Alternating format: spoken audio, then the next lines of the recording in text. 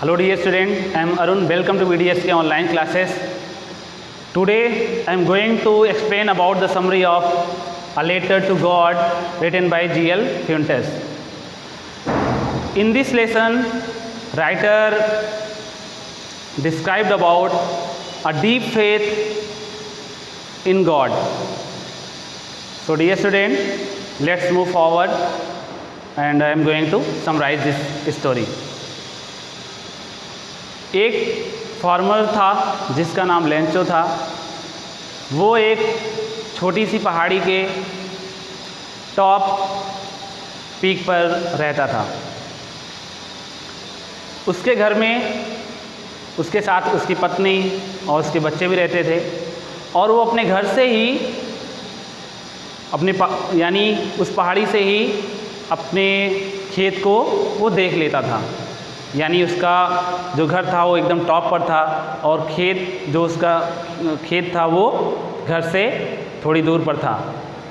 तो घर से ही वो अपने खेत को देख लेता था और जब वो देखता था कि उसका खेत हरा भरा है और देख करके वो बहुत खुश होता था।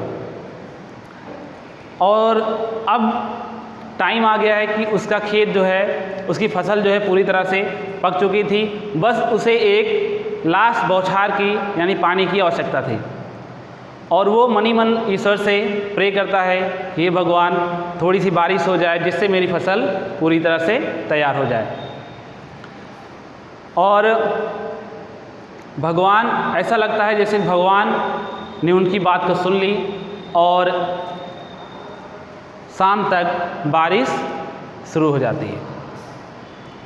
वो और उनकी पत्नी, उनके बच्चे शाम को डिनर पर बैठे हुए थे, तभी बारिश की हल्की हल्की बूंदें शुरू हो जाती हैं। लेंचो अपने घर से निकलकर बाहर बारिश का आनंद लेने के लिए जाता है और जब बाहर पहुंचता है तो हल्की हल्की हवा भी चलने लगती है जिसमें वो मनी मन बहुत आनंदित हो जाता है, जिसे देखकर बहुत खुश हो जाता है। और वो जो बारिश की बूंदें होती है, जो बिग ड्रॉप होती हैं, उसको वो बोलता है कि ये रेन ड्रॉप नहीं है, ये 10 सेंट्स मनी है। और जो छोटी बूंदें होती हैं उसे बोलता है ये 5 सेंट मनी है, रुपीज़ है। तो वो डियर स्टूडेंट पूरी तरह से बहुत ज़्यादा खुश हो जाता है। वो सोचता है कि जो उसकी विश थी वो फुलफ़िल हो गई है, भगवान ने उसकी सुन ली है और वो बहुत आनंदित, बहुत खुश रहता है।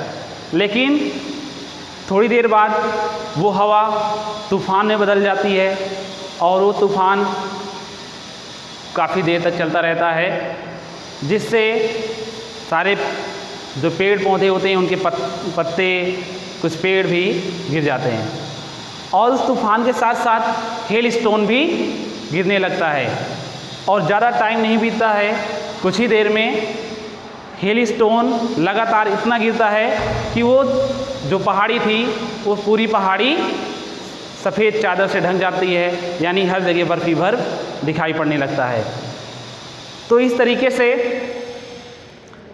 वो खेत, उसके अलावा समस्त पेड़ पौधे वो सब नष्ट हो जाते हैं। और ये सब देख करके लेंचो बहुत उदास होता है, मनी मन बहुत निराश होता है और अब ये सोचता है कि उसकी फसल पूरी तरह से पक चुकी थी, लेकिन इस स्टॉर्म ने, इस हेल स्टोन ने उसे बर्बाद कर दिया। अब वो सोचता है कि अब वो पूरे साल भर भूखे रहेगा और भूख से मर जाएगा। लेकिन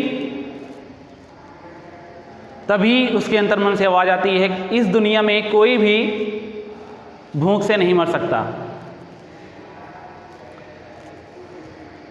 क्योंकि अभी उसके पास एक ही उम्मीद बची है, वो उम्मीद है भगवान की, ईश्वर की। वो अब ये सोचता है कि ईश्वर ज़रूर उसकी मदद करेगा और उस रात वो पूरी तरह से टेंस में रहता है, बहुत चिंतित रहता है। और अगले दिन सुबह, रविवार का दिन था, और सुबह वो एक लेटर लिखने लगता है जिसमें वो पूरी अपनी स्थिति एक्सप्लेन करता है, बताता है कि मेरी फसल पूरी तरह से पक चुकी थी और हेल स्टोन ने उसको बर्बाद कर दिया और अब उसके पास कोई और उम्मीद नहीं है सिवाय आपके यानी भगवान के। अगर आप उसे 100 पेसोस दे देंगे तो वो फिर से खेती शुरू कर सकता है और उस फसल के तैयार होने तक अपनी जीविका चला सकता है। ये लिख करके वो पोस्ट ऑफिस जाता है और उसको पोस्ट कर देता है। पोस्ट करने के बाद वो घर चला आता है और पोस्ट ऑफिस के समस्त स्टाफ बैठे होते हैं। उनमें से पोस्ट मैन जो होता है वो जाता है, लेटर को निकालता है, जैसा कि उसकी रोज़ की ड्यूटी होती है लेटर को पहुंचाना।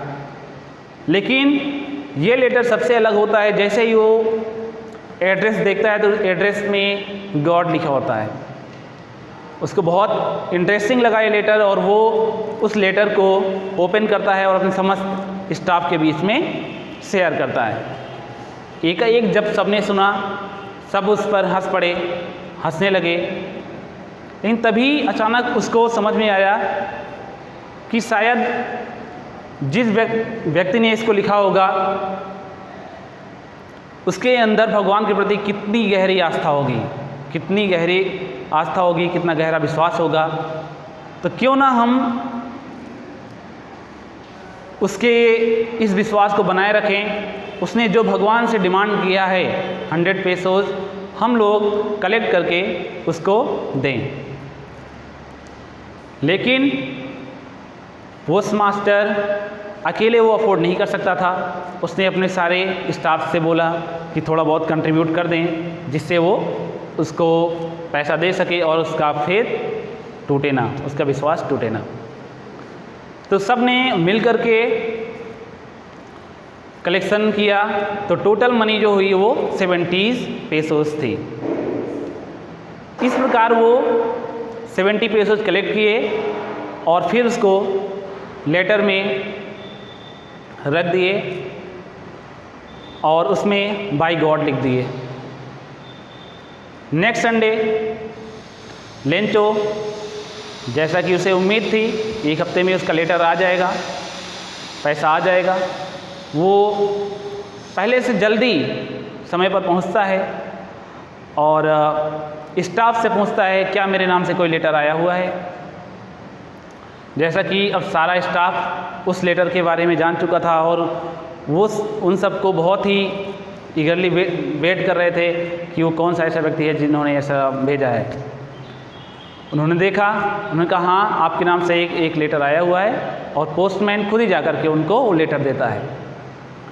अब पोस्टमैन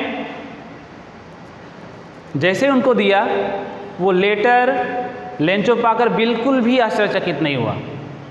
ऐसा लगा कि जैसे उसको पूर्ण विश्वास था कि भगवान उसको पैसे देंगे, भगवान उसकी मदद करेंगे। वो देखता है उसको और जो उसमें पैसा था उसको भी काउंट करता है और देखता है कि उसमें ओनली 70 पेसोस थे। पेसोस जो कि लैटिन अमेरिका की मुद्रा है।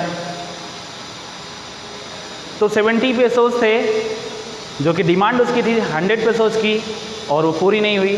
तो उसको लगा कि शायद भगवान तो गलत हो नहीं सकते, शायद इन्हीं लोगों ने कुछ पैसे ले लिए हैं। वो तुरंत जाता है ऑफिस के कर्मचारियों से, एक लेटर मांगता है और स्याही मांगता है, एक पेज मांगता है, एक स्याही मांगता है और लेटर लिखना शुरू कर देता है। इस बार वो अपने लेटर में ये लिखता है कि गॉड आपने जो पैसा भेजा वो हमें मिल तो गया लेकिन पूरा नहीं मिला। इसमें आपने मुझे 100 पेसोस भेजा था लेकिन ऑफिस के कर्मचारियों ने, पोस्ट ऑफिस के कर्मचारियों ने हमें केवल 70 पेसोस ही दिए, बाकी 30 पेसोस ये लोग रख लिए, चोरी कर लिए।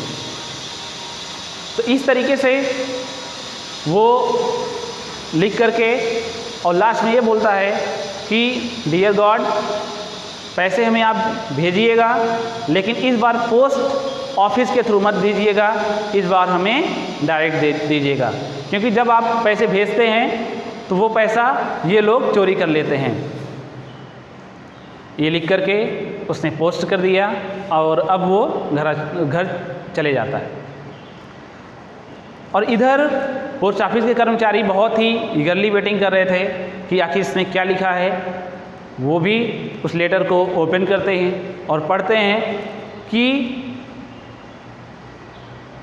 भगवान इस बार हमें जो पैसे भेजिएगा वो मुझे भेजिएगा, इन लोगों के हाथ मत भेजिएगा, क्योंकि ये पोस्ट ऑफिस चोरों का एक समूह है।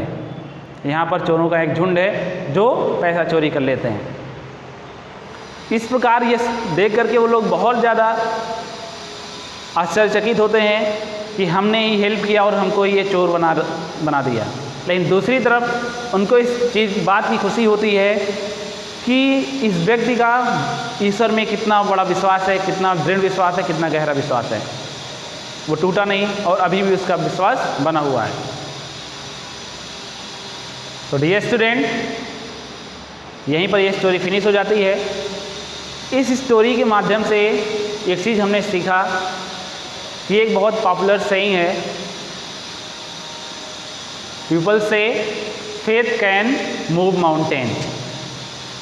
यानी अगर आपके अंदर डिटर्मिनेशन है, फेथ है, तो उसके सामने पहाड़ भी हिल सकता है। So we should never lose confidence, we should never loose